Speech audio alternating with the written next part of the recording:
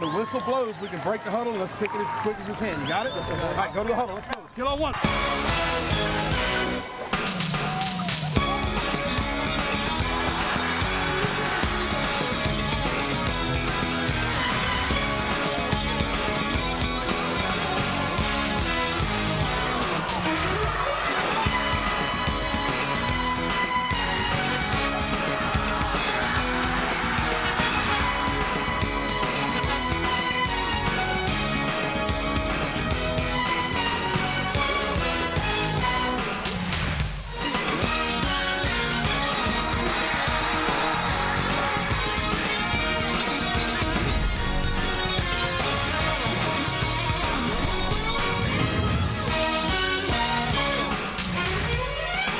Welcome into Sportsline Friday night with Kevin Baptiste. I'm Steve Schneider. It's week 10. That means end of the regular season.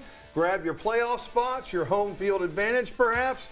And we're starting with the granddaddy of them all, Santa Maria EA. When I went to this game in the 80s, the BBC was there covering it. That's how big this game can be at times. Last year that game went to double overtimes. EA took it, but the game today may have just matched that. As we go to Spartan Stadium, the first game at Spartan Stadium since they instilled the new turf. First quarter, Santa Maria with the ball. Quarterback Cole Poirier is going to pass to Wantavius Paul for the nice game. That will lead to a field goal from Poirier as the Gators take the early 3-0 lead. Poirier just does it all. Throw the ball, kick the ball, paint the fence, walk the dog, all that good stuff.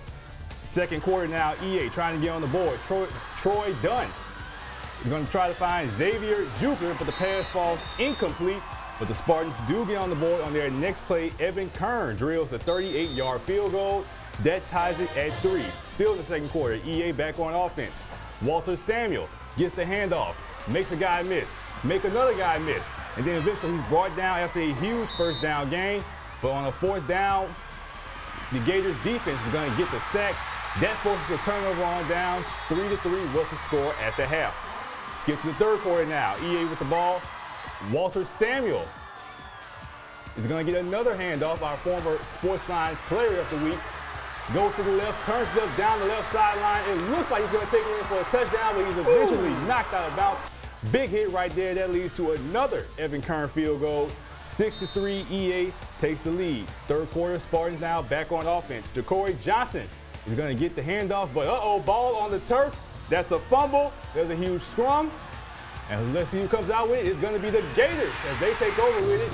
Their offense tries to get something going. Poirier is going to go to the end zone, but his pass is picked off by Kendrick Broussard. See, this seems like that 2011 LSU-Alabama game. It's just all field goals, Game defense. of the century. Yep, that's what it looks like. Fourth quarter now, Santa Maria with the ball. They go back to Poirier, calls his own number. That's a first down. And then you stick with what works. Poirier calls his own number again. The game's first touchdown. Santa Maria takes the lead 10-6. So here we go, last chance for EA, 4 seconds left. Dunn, looks left, gonna throw deep, Hail Mary, leave it up to Jesus, but it's gonna fall incomplete, and that is how it ends. The Gators wave bye-bye to the Santa Maria student section, and for the first time since 2017, Santa Maria defeats EA by a final of 10-6, another barn burner.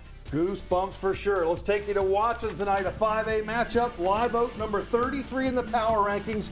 32 teams get in the playoffs. They're taking on number 7 Central. And early at Sawyer Pruitt. Finding Tyrus McGee. Nice pickup right there. They're in scoring position. From there, Blake Rosenthal will take it up the middle and score the touchdown. However, the Eagles missed the point after, so it's 6-0. Back come the Wildcats, sitting in good position to host the playoff game. Jonathan Swift, one of the big reasons why. The quarterback on the keeper for the big game. Then Swift will go to the air. Gavin Vaccaro on the receiving end, right down close to the goal line before he's corralled. From there, Swift would go back to the air. Calvin Collier, touchdown for the Wildcats. They go in front 7-6. Second quarter, back come the Eagles. It's McGee breaking tackles, getting loose.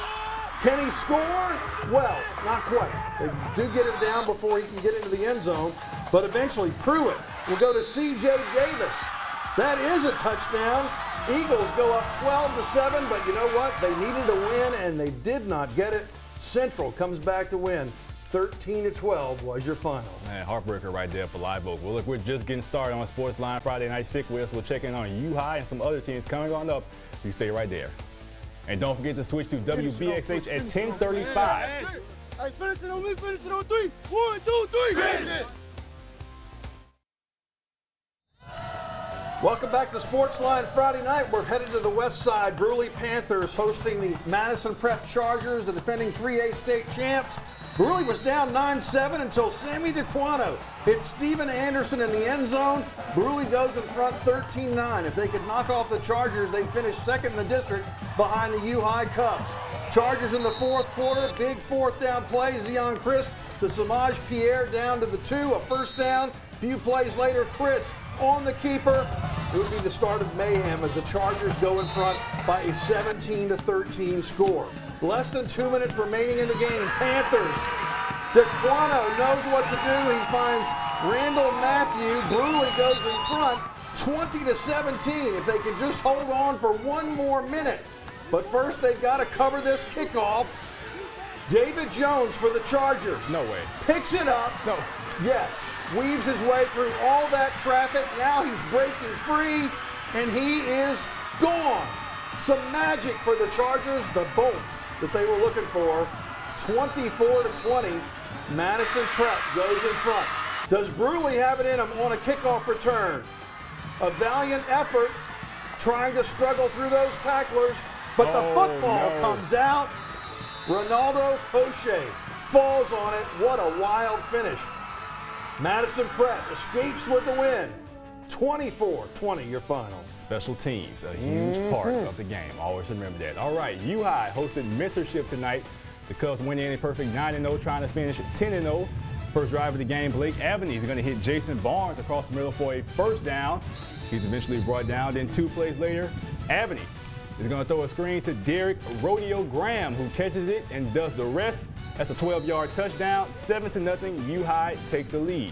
Cubs offense back at it again. Hand off to Brian Beck Jr. He's got a crease. He's outrunning the defense, and he's going to take it in for a 40-yard touchdown. U-High up 14-0.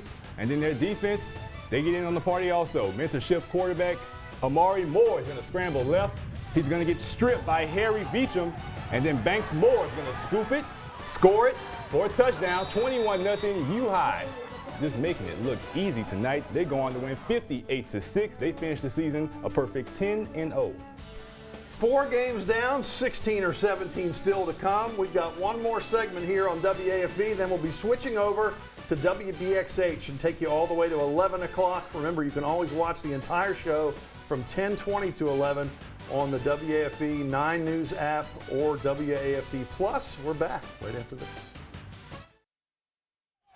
Welcome back to Sportsline. Woodlawn coming off that huge upset over Catholic High last week. Tonight they hosted McKinney for senior night. Woodlawn's defense forced a 3-and-out on the game's first drive. First play for their offense, reigning Sportsline Player of the Week, Amani Givens, gets the handoff and breaks off a huge first down run. And then 2 plays later, they stick with what works. It's Givens again. This time he trucks over a defender and then falls into the end zone for the touchdown. The extra point is good, 7-0 for the Panthers in purple. Woodlawn's defense forced another 3-and-out. First play for their offense on the second drive, and Ricky Collins with some improvisation right here buys some time. Scrambling to his left, scrambles right, throws deep to Kyle Jones, who snags it and takes it in for the touchdown. 14-0. Woodlawn's offense with 2 scores in the first 5 minutes. But McKinley, they're about to get in their bag right here. A little razzle-dazzle, double reverse pass coming up, and it's going to get picked off by Desiree Delmore for the defensive touchdown.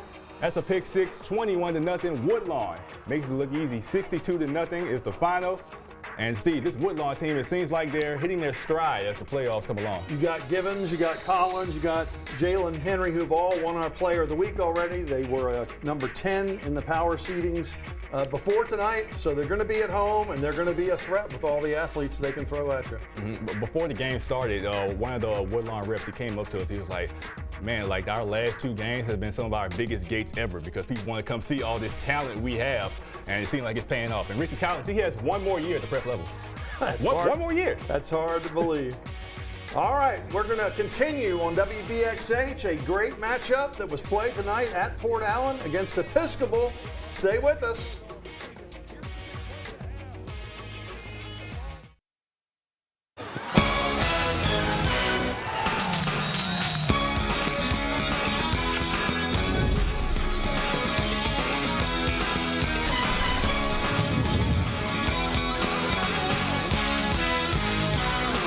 Welcome back to Sportsline. I'm Kevin Baptiste. That's Sports Director Steve Schneider. And Steve, a lot of districts being decided tonight, huh? Yeah, were you cold out there? Not a little bit.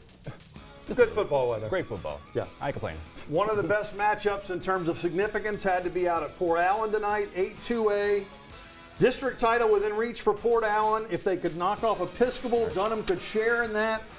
Take you to the west side, and the Knights trying to complete their second straight undefeated regular season. They recovered a fumble at the goal line to dodge one bullet, stopped the Pelicans at midfield on 4th down to take control of the game, but Port Allen's Robert Amaker says not so fast. He storms in for the big sack. We had a scoreless first half in this one, but that 0-0, it didn't last past the opening kickoff of the second half. The Knight senior, Dryden Duggins, takes the long way home, tries one side of the field from his 17, finds nobody home back on the other side, and cruises 83 yards for the touchdown. Are you kidding me? 7-0, the Knights take the advantage. Episcopal's offense would score the next play they touched the ball. After a Port Allen punt, Lewis Ward rolls right and finds sometime quarterback Cooper Bro. He's a wideout on this play, and he's about to race in for a touchdown. Lewis is pretty happy about that. The Pelicans would never recover from those two quick scores. Episcopal anticipating a bye and a home game in the Division III playoffs. They have now won 20 straight regular season games. 28-0 was the final. All right, as far as Episcopal's rival, Dunham, they took on Capital last night at Memorial. First quarter, Dunham's Hayden Hand. It's going to look like he's going to keep it to himself and go in. But fake it. Throw it into the end zone to a touchdown to Jake Rizzo. 2-point conversion is good, made it 8-0. And then second quarter, Hand is going to find a wide open Colin Franta for another touchdown. 2-point conversion is good again, 16-0, Tigers in front. Capital trying to get something going, but that Dunham defense is just smothering, not letting anything get past them. And then Dunham's offense back at it. Hand is going to find a wide open Jack Higginbotham down the right sideline. That completes the pass. And then later in the drive, the snap is going to go over hands. See what I did right there? And the ball is recovered by Michael Smith for Capital, but it would not matter as Dunham goes on to win this one big. 51-0 is the final. As far as tonight, St. Michael hosted Estroma at Olympia. The Warriors led 18-6 in the second quarter. Their offense threatening at the goal line. Damon Blocker calls his own number on the quarterback draw. That's 6 points. 2-point attempt was no good. 24-6. St. Michael still in front. Ensuing drive. Lemoyne Brady for Estroma is going to get picked off by Drake Mason. And Mason almost has a touchdown, but he returns it inside the 5-yard line.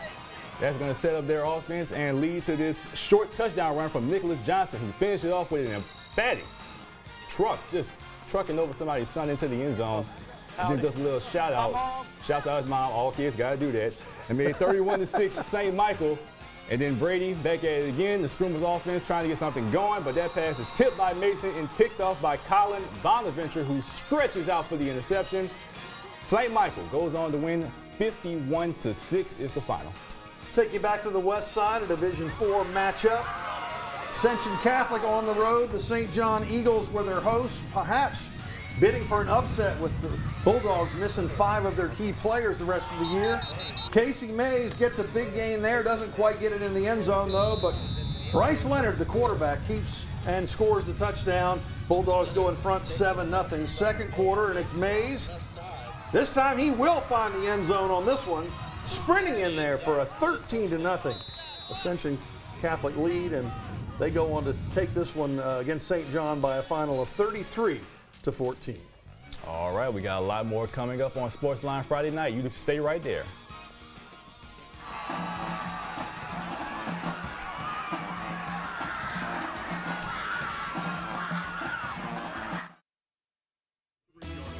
Welcome back to Sportsline Friday night. Take you out to Denham Springs tonight. The Yellow Jackets hosting the Hornets of Scotlandville, and Ray McNeely cuts into a 14-0 lead as he gets the touchdown right there. It's 14-7 Scotlandville in front. Then Denham Springs gets the onside kick from there. They try to get something going, but no, it's going to be intercepted. And from there, Chance Williams. The deuce is loose. Former Sportsline Player of the Week with a nice gain right there, trying to add to that 14-7 lead. Zay T-set to Brandon Hutchinson. That makes it a 21-7 lead. Later, a juke. Chance Williams is loose again. Did you see that guy stumbling backwards? Oh, my 60 right there. He's like a washing machine. It's an and one mixtape. And there comes the touchdown. Marlon Gunn Jr., 28-7. Hornets up at that point. Your final score tonight, 35-14. Scotlandville will be in the Division I playoffs. May not have a home game, though. Denham Springs should be in the playoffs in 5A, but they lose this one tonight. All right, sticking in that district, Thursday night action, Walker at Zachary. Broncos up 35-6 at the half. First drive of the third quarter for the Broncos, and Eli Holstein is going to keep it and get it inside the 15, showing off some of that athleticism. A couple of plays later, Holstein is going to drop back and find one of his main targets, Cameron Senegal, in the end zone for the score. That extends the lead to 41-6. The extra point was no good. Wildcats go 3 and out. Zachary's offense back at it, and Jaden Pavon is going to take it on the sweep, finds a crease and gets into the end zone to make it 48-6. Broncos are just rolling. And then next drive for the Wildcats, they're going to fight for a full 48 minutes. C.J. McClendon is going to get the handoff and fight his way for a huge first down. Then later, Warren Young is going to hook up with Ben McKenzie for another first down. And then to cap off the drive, Joe Buckley is going to take the handoff and go in for the touchdown to make it 48-13. And that would end up being your final. Zachary gets the win. They finished the regular season a perfect 10-0. Switching forward to tonight, Parkview on the road at Glen Oaks. Pick it up in the second quarter. Parkview up 21-0. Nate Goza is going to throw a screen pass to Brent Yarbrough. He's going to turn up the Jets down the right sideline.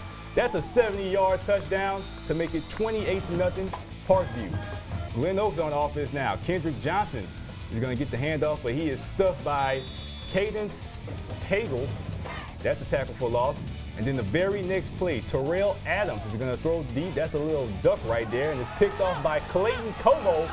And Como's got a cavalry behind him. He's going to outrun them too. That's a pick six. 34-0 Parkview at the half. It was also senior night for the Glen Oaks Panthers. Skip ahead to the third quarter now. Parkview back at it. Alex Goza, that's a 5-yard touchdown. They get 40-0 Eagles. And skip ahead to the fourth quarter. Parkview still looking for more. It's Yarbrough again.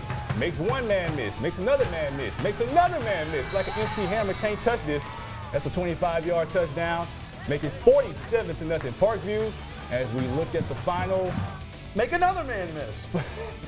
I wouldn't be shocked. 47-6. Parkview gets the win.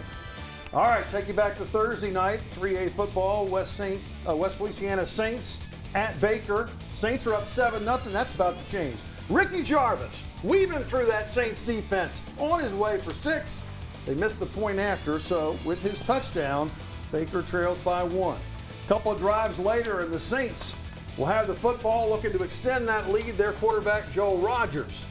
Back to pass, dumps off the little screen pass. Jatarius Johnson, he can turn nothing into 50 yards. Just like that, the touchdown, that makes it a 14-6 Saints lead.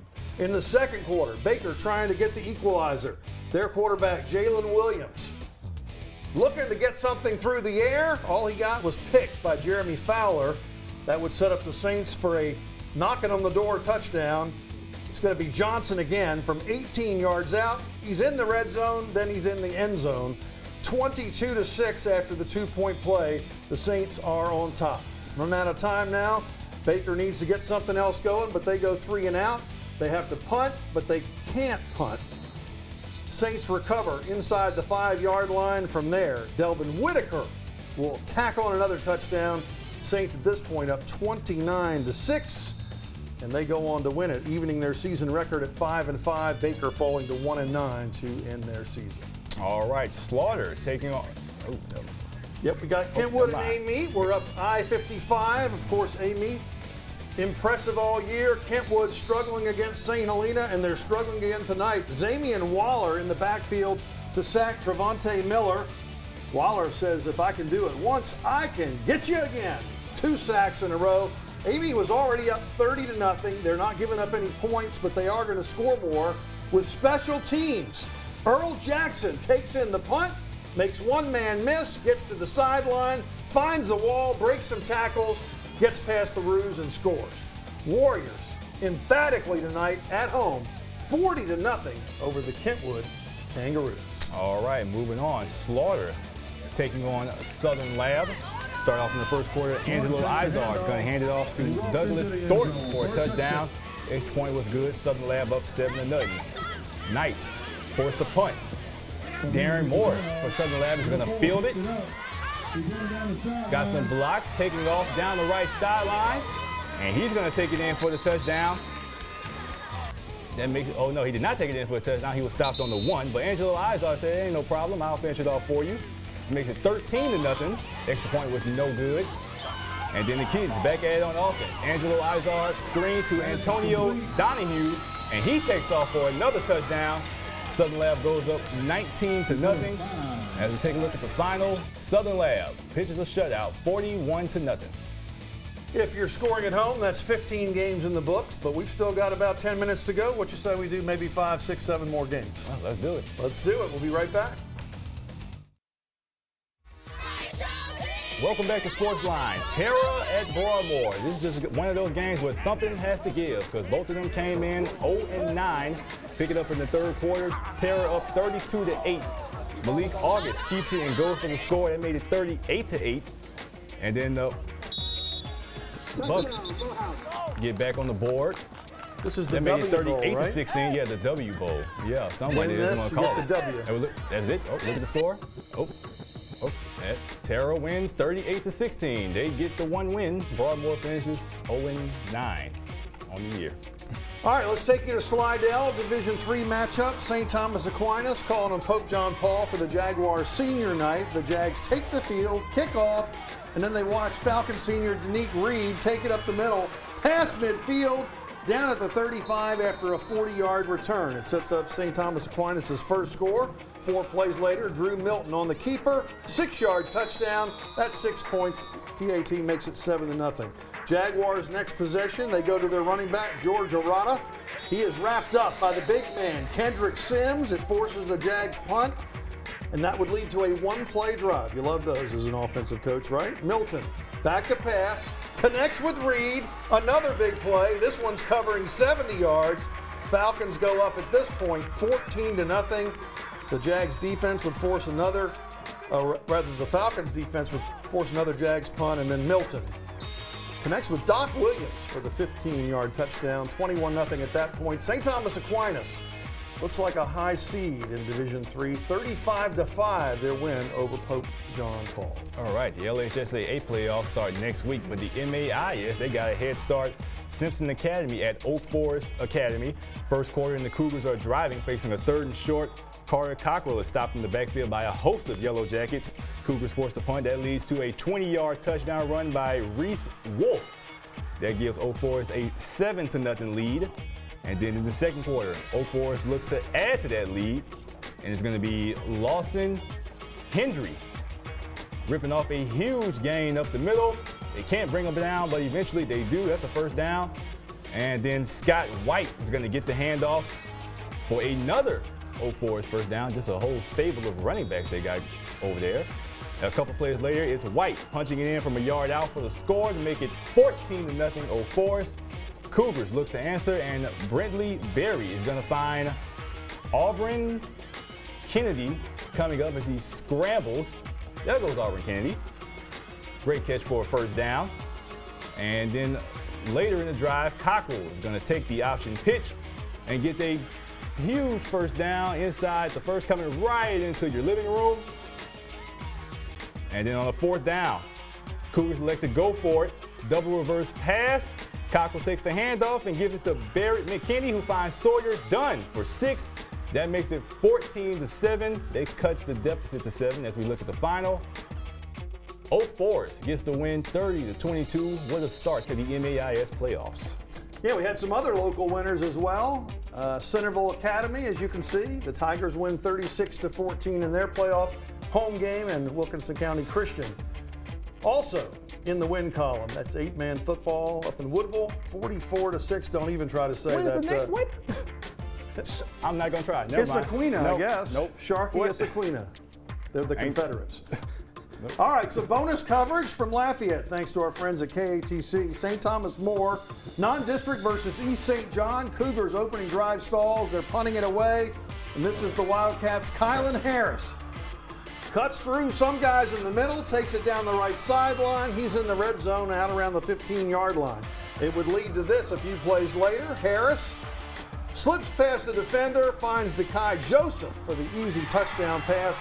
East St. John up 7-0. Did you know the Cougars welcome back Walker Howard, the LSU quarterback commit, son of Jamie Howard, back to take this snap and looking for Christian McNeese. That's a nice pickup. Cougars in position to score from there. STM will have Howard find Tanner Swallow. Rips that off for a touchdown, 7-7. If we showed every score, we'd be here past midnight. But check out this final score from this game, 62-60.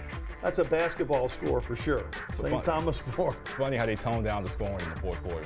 All the scoring they did in the first three quarters. I think it was 49-48 beforehand, right? Oh my God, basketball score. Got a little extra time. We'll take a look at Catholic High from Thursday night.